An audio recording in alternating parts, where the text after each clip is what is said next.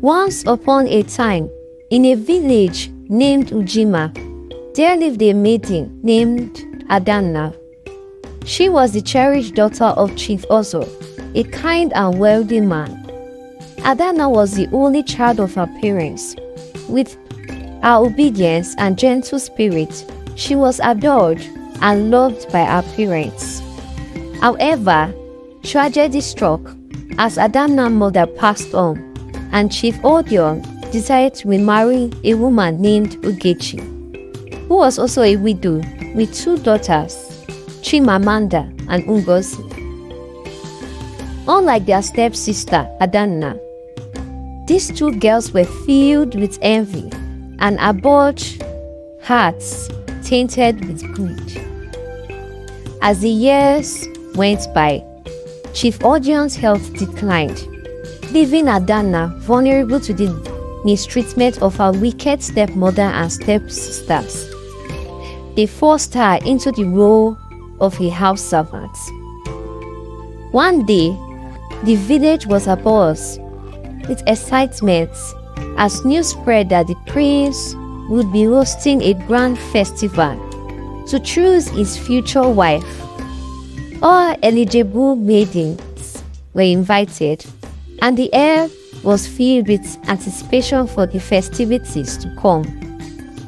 Chimamanda and Ngozi, eager to catch the prince's eye and win his favor, insisted that Adana stay behind to tend to their every need. "Adana, you'll be staying here to help us prepare for the festival," Chimamanda declared, with a haughty toss of her head. Ngozi nodded in agreement. "Yes, we need you to make sure everything is perfect for us." Adana nodded obediently, though disappointment gnawed her heart. She longed to attend the festival like the other maidens, but her stepmother Ogechi had made it clear that she was to remain at home. As the day of the festival drew near, Ogechi showered Chimamanda and Ngozi with beautiful clothes and accessories, ensuring they were dressed to impress the prince. Adana watched silently, her own heart heavy with longing for the chance to participate in the grand event. Despite the facing tough treatment, Adana stayed strong. In quiet moments by the river, she sang old songs that echoed through the village. Adana had a good voice and was also a great dancer. She would dance and dance till dawn. She sings songs passed down through generations and dances with so much vigor and aura. On the night of the festival, after finishing her chores and ensuring her stepsister got all they need to prep them for the festival, Adana went to her usual spot by the river. While she was singing and dancing, a mysterious woman appeared. The woman had a sparkle in her eyes that seems a bit magical. Adana was frightened to see the mysterious woman.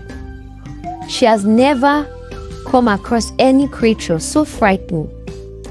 Sensing Adana's distress, the mysterious woman comforted her, assuring that she could indeed partake in the festival. Adana, still confused, asked, "But how? I don't have the right clothes or shoes. I am worried people will laugh at me." The mysterious woman smiled reassuringly and said, "Don't worry, my child.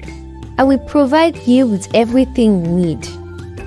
With a touch of her magic rod, the mysterious woman worked her magic, turning Adana's shabby clothes into a splendid gown decorated with beads and lively fabrics. Even her worn-out sandals underwent a magical makeover, transforming into sparkling slippers that shimmered in the sunlight. Filled with gratitude, Adana couldn't help but share her worries about how people at the festival might judge her.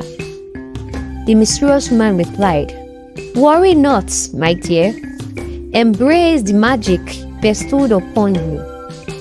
With newfound confidence and dressed in an enchanting attire, Adana set forth to the festival. However, before she departed, the mysterious woman laid down a condition. Adana must return home before the stroke of midnight. If she failed to do so, a magical outfit would turn into rags. Adana made quite the entrance at the festival, turning heads with her stunning beauty. The villagers were in awe, and even the prince couldn't help but be captivated by her grace. They have never come across such a maiden, adorned with grace and beauty, the villagers said to themselves. As Adana made a grand entrance, heads turned and whisper filled the air. Villagers marveled at her elegance, and even the prince couldn't resist being drawn to her enchanting presence. "I've never seen anyone as captivating as her," murmured another. Approaching Adana with a cautious bow, the prince extended his hand. "Would you honor me with a dance, dear maiden?" As the prince extended his hand to Adana, he couldn't help but express his admiration.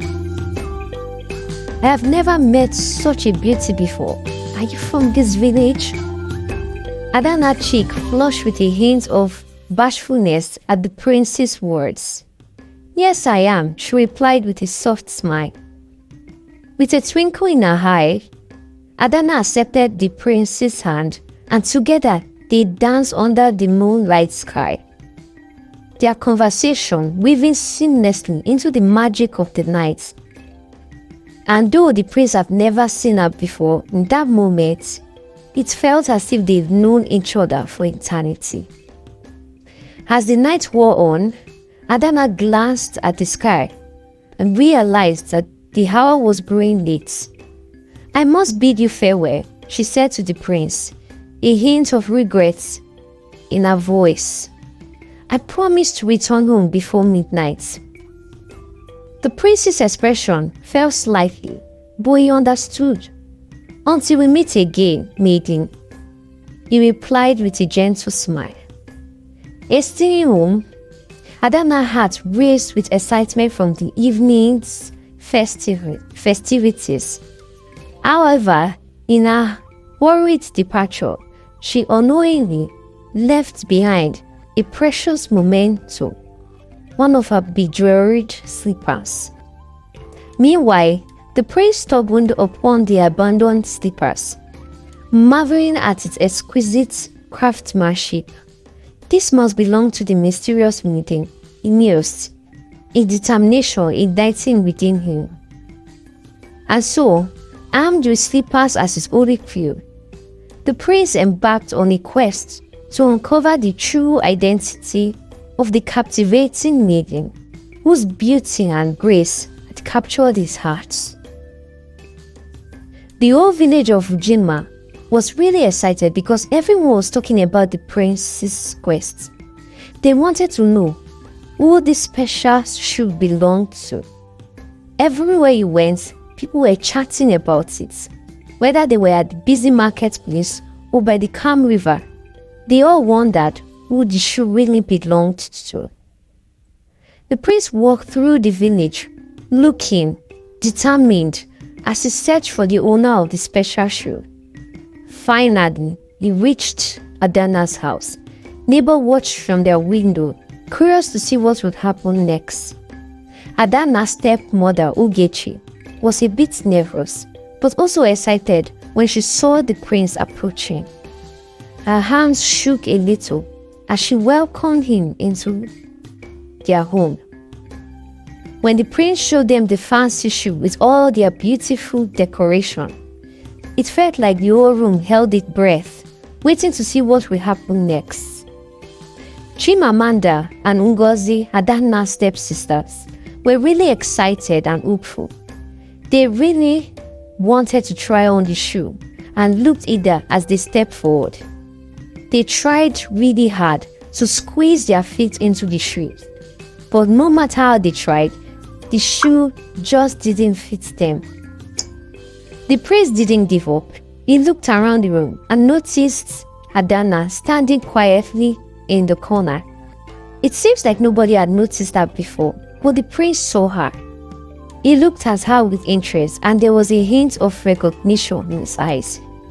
He seemed curious and determined to find out more about her. Chimamanda and Ngozi quickly spoke up because they felt worried.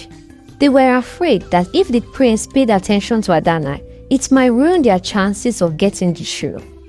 They sounded urgent as they tried to convince the prince not to bother with Adana. "Your Highness, please," pleaded Chimamanda. Spare Adana the trouble. This shoe will never fit her." Ngozi added, her voice carrying a similar urgency. "Yes, don't waste your time on her. It's clear they meant for someone else." But the prince didn't let Chimamanda and Ngozi's words stop him. He was determined to see Adana try on the shoe. Adana felt a little nervous but also excited as she stepped forward. Her heart beat fast with a mix of feelings, unsure of what will happen next. As Adana slid her foot into the shoe, the room fell silent, and the only sound, the gentle rustle of fabric. Then, as if it's by magic, the shoe seemed to mold perfectly to her feet, as if they were just made for her. The prince's eye widened in astonishment, a sense of realization dawning upon him as he beheld Adana in all her grace and beauty. "It's you. You are the maiden of the festival," said the prince. Adana's cheeks turned rosy with a mix of surprise and joy. With newfound confidence, she nodded and said, "Yes, Your Highness, it's me, Adana, the maiden from the festival." And with those words, the prince declared Adana the rightful owner of the magical shoe, his voice ringing out with authority as the villagers erupted with cheers, celebrating the maiden who won the prince's heart.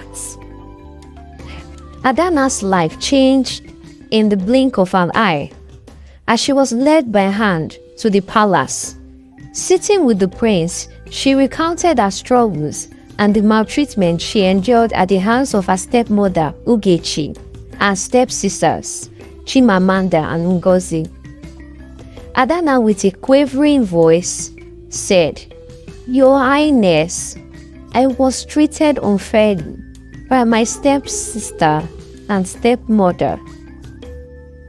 The prince listened intently, his eyes filled with empathy for Adana's plight.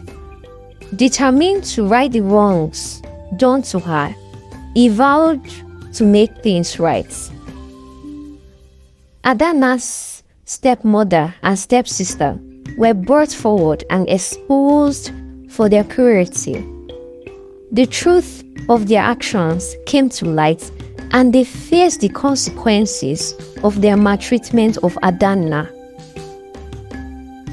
The day of the wedding arrived, and Adana stood radiant in her bridal attire as she exchanged vows with the prince. The ceremony was a grand affair, with crowds cheering and dancing in celebration of their new year. Adana and the prince lived happily ever after. The story teaches us the importance of treating people with dignity. It reminds us all of our responsibility to treat others fairly, with empathy, and to extend kindness to people. Thank you for watching, and I hope you enjoyed the story. Please do not forget to like, comment, share, and subscribe. See you in my next video.